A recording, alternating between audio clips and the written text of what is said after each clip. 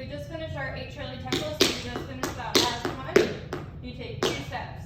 We're going to do 3 buffaloes to the right and then a step. So we're going to step on our right foot. Step, shuffle, step, step, shuffle, step, step, shuffle, step, step. Then we're going to go back to the left.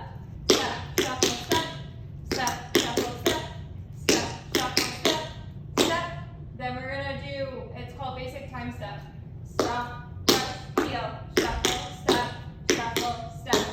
Then we move into a pivot turn. Step forward on your right foot, turn, forward on your right foot, turn. Then we're going to go up on our heels, heel, heel, step, step. Then we're going to do 4-point riffs. Toe, heel, heel, step, toe, heel, heel, that's 2.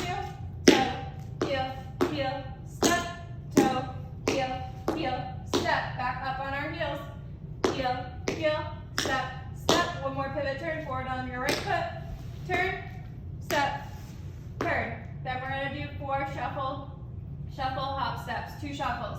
Shuffle,